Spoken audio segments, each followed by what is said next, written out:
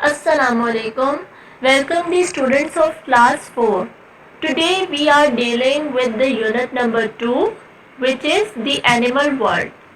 So students, we are dealing at page number 20 or 21 and the topic is reproduction. Okay, so let's start the lesson, and inshallah at the end of this lesson we will be able to demonstrate an understanding that why reproduction is important for living things. कि किसी भी living body के लिए, living organisms के लिए जो है वो रिप्रोडक्शन का जो अमल है, जो प्रोसेस है, वो बहुत ज़्यादा ज़रूरी क्यों है. इसके अलावा we will discuss about the life cycle of a frog. Okay students, तो सबसे पहले जो है वो हम लोग रिप्रोडक्शन के बारे में पढ़ेंगे, दैट व्हाट इज रिप्रोडक्शन. ठीक है, सो reproduction is a process by which living thing produce new living things. मतलब कि ये एक ऐसा प्रोसेस है जिसके ज़रिए कोई भी लिविंग थिंग या लिविंग ऑर्गेनिजम्स जो हैं वो अपने ही जैसे लिविंग ऑर्गेनिजम्स जो हैं वो प्रोड्यूस करते हैं, नए लिविंग ऑर्गेनिज्म प्रोड्यूस करते हैं. अगर किसी भी लिविंग बॉडी के अंदर या लिविंग ऑर्गेनिज्म के अंदर जो है वो रिप्रोड्यूस करने की एबिलिटी ना हो तो हमारे जो वर्ल्ड में जो एग्जिस्टेंस है लिविंग बॉडीज़ की वो ख़त्म हो जाएगी बिल्कुल. So the living bodies only exist due to reproduction. Okay, अब हम पढ़ेंगे फर्टिलाइजेशन ऑफ एनिमल्स. मतलब कि किस तरह फर्टिलाइजेशन के ज़रिए जो है वो कोई भी एनिमल या कोई भी लिविंग बॉडी जो है वो रिप्रोड्यूस होती है. सबसे पहले किसी भी रिप्रोडक्शन के प्रोसेस के लिए वी रिक्वायर्ड अ मेल और a female of the same species. सबसे पहले एक मेल जो होता है वो किसी भी एग को जो है वो फर्टिलाइज करता है. ठीक है, मेल जो है वो एग को फर्टिलाइज करता है and then it is produced by the female. ठीक है, फर्टिलाइज का मतलब क्या है? So students, fertilize mean bring life to something, मतलब किसी भी चीज़ को ज़िंदगी देना. ठीक है, इसके अलावा कुछ एनिमल्स ऐसे भी होते हैं जिसमें जो फीमेल है वो एग जो है देती है आउटसाइड फ्रॉम देयर बॉडी. ठीक है, देन मेल जो है उन एग्स को फर्टिलाइज करता है. फिर ये जो एग होता है ये तब फूटता है when the baby inside the egg is ready to enter in this world. हमारे पास इसके एग्जांपल्स में जो है वो फ्रॉग एंड फिश आ जाती है. अभी हम आगे मज़ीद फ्रॉग के बारे में जो है वो डिस्कस करेंगे कम्प्लीटली कि किस तरह ये प्रोसेस होता है. ठीक है, okay, next we have sexual reproduction. So students, in some animals the egg fertilized inside the mother's body. ठीक है, और a female's body. ठीक है, ये एनिमल बेबीज जो है वो फीमेल की बॉडी से तब बाहर आते हैं when they are completely ready to enter in this world. जिस तरह कि हमने अभी प्रीवियस पढ़ा है कि कुछ एनिमल्स ऐसे होते हैं जो कि एग्स होते हैं, देन वो हैचेस आउट होते हैं, तब होते हैं जब उनके अंदर का जो एग होता है वो कम्प्लीटली रिप्रोड्यूस हो गया होता है. फॉर मतलब एनिमल जो होता है वो कम्प्लीटली रेडी होता है to enter in this world. इसी तरह जो है वो कुछ केसेस में ऐसे भी होता है कि बेबीज़ जो होते हैं वो बॉडी से तब बाहर आता है जब वो कम्प्लीटली रेडी होता है to enter in this world. And the animals that are produce in this way are called mammals. ठीक है, उनको हम लोग क्या बोलते हैं? मैमल्स बोलते हैं, जो कि फीमेल बॉडी के अंदर रिप्रोड्यूस होते हैं या ग्रोथ करते हैं. जो एनिमल्स, उनको हम लोग मैमल्स बोलते हैं. और जिस प्रोसेस के थ्रू ये अमल होता है उसको हम लोग बोलते हैं सेक्सुअल रिप्रोडक्शन. नेक्स्ट हमारे पास है एसेक्सुअल रिप्रोडक्शन. अब कुछ एनिमल्स ऐसे होते हैं जो खुद अपने आप को जो है वो रिप्रोड्यूस करते हैं, मतलब कि सिंगल इंडिविजुअल रिप्रोड्यूस देमसेल्व्स. ठीक है, फॉर एग्जांपल यहाँ पर आपको दी गई है, यहाँ पर आपको एक सी एनामनी दी गई है which divides to form the two individuals. ठीक है, और ये जो प्रोसेस होता है, जिस प्रोसेस में एक सिंगल इंडिविजुअल जो है वो रिप्रोड्यूस करता है अपने जैसे एनिमल्स को, उसको हम बोलते हैं asexual reproduction. Now we discuss about the life cycle of a frog. ठीक है, अब सबसे पहले यहाँ पर आपको पिक्चर गिवन की गई है, इसके अंदर स्टेप बाय स्टेप बताया गया है कि किस तरह फ्रॉग जो है वो ग्रोथ करता है. ठीक है, उसकी ग्रोथ का अमल जो है वो किस तरह होता है. So first of all number 1 is egg. ठीक है, the female frog Lay's eggs in the water. ठीक है, क्या करती है फीमेल फ्रॉग कि वो सबसे पहले पानी के अंदर जो है वो अंडे देती है। ठीक है, देन दी एग्स हैचेस इनटू टैडपोल्स। मतलब नंबर 2 पर आपको जो है वो टैडपोल्स दिए गए हैं कि जब अंडे जो है इनके एग्स जो है वो टूटते हैं तो उनसे क्या निकलते हैं, टैडपोल्स निकलते हैं। ठीक है, नंबर 3 पे क्या है, टैडपोल्स विद लेग्स।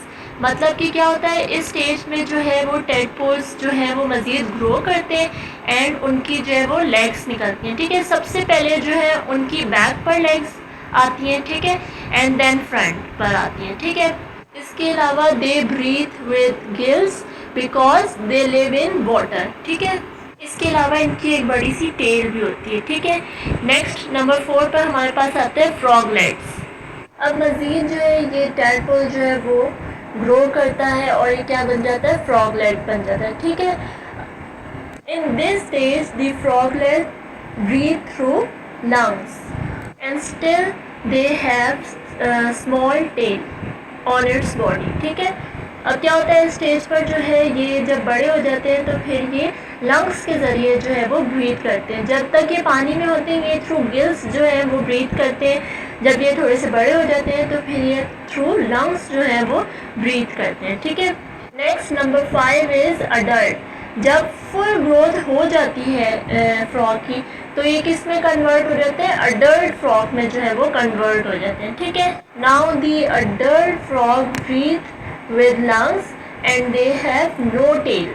ठीक है, सांस तो ये लंग्स से ही लेते हैं लेकिन इनकी जो टेल होती है, जब ये अडल्ट हो जाता है फ्रॉग तो इनकी टेल जो होती है वो ख़त्म हो जाती है। ठीक है, तो इस तरह जो है वो फ्रॉग का जो स्ट्रक्चर होता है वो कंटिन्यूसली जो है वो चेंज होता रहता है। उसकी लाइफ साइकिल जो है वो चेंज होती रहती है from the beginning to the end. ठीक है, मतलब स्टार्टिंग में जो है वो एग्स की सूरत में होता है, देन जो है वो फिर टैडपोल्स बनते हैं, फिर टैडपोल्स विद लेग्स बनते हैं, फिर उसके बाद फ्रॉगलेट्स बनते हैं एंड देन लास्ट में वो एक कंप्लीट अडल्ट फ्रॉग बनता है। ठीक है, सो ये जो प्रोसेस है जिसके अंदर जो है डिफरेंट स्टेजेस ऑफ लाइफ में जो है किसी भी लिविंग ऑर्गेनिज्म की जो अपीयरेंस है वो चेंज होती है, इस प्रोसेस को हम लोग बोलते हैं मेटामॉर्फोसिस। ओके स्टूडेंट्स, तो ये तो था आपका आज का लेसन जिसमें हम लोगों ने जो है वो रिप्रोडक्शन ऑफ एनिमल्स के बारे में पढ़ा एंड इसके अलावा हम लोगों ने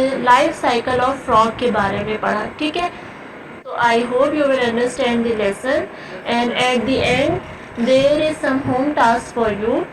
सो सबसे पहले यहाँ पर आपको कुछ ब्लैंक्स दी गई हैं जो कि आपके लेसन से रिलेटेड है। आप लोगों ने लेसन को केयरफुली रीड आउट करना है and then solve these blanks. ठीक है, इसके अलावा लर्निंग इज फन में आपको यहाँ पर कुछ क्वेश्चंस दिए गए हैं। आप लोगों ने इस क्वेश्चंस को और उनके आंसर्स को जो है अपनी नीट कॉपीज़ पर राइट डाउन करना है। ठीक है, and also learn that. So question number 1 is name the 3 essential things animals need to survive। ठीक है, वो 3 चीज़ों के नाम बताने हैं। आप लोगों ने 3 एनिमल्स के नाम बताने हैं जिसके मतलब जो कि किसी भी एनिमल की सर्वाइवल के लिए बहुत ज़्यादा ज़रूरी है, एसेंशियल है। So the answer is water, energy and oxygen. ठीक है, next question number 2 is can animals survive longer without food और विदाउट वाटर। कि क्या एनिमल्स जो है वो वाटर या फूड के बगैर जो है वो सर्वाइव कर सकते हैं। So the answer is yes, animals can survive longer without food. ठीक है, next question number 3 is where does all energy come from. कि हमें एनर्जी जो है वो कहाँ से मिलती है। So the answer is energy comes from sun. कहाँ से मिलती है, हमें सन से जो है वो एनर्जी मिलती है। Next, arrange these parts of the food chain in the correct order. Number 1 secondary consumer, number 2 primary consumer, number 3 tertiary consumer and number 4 producer.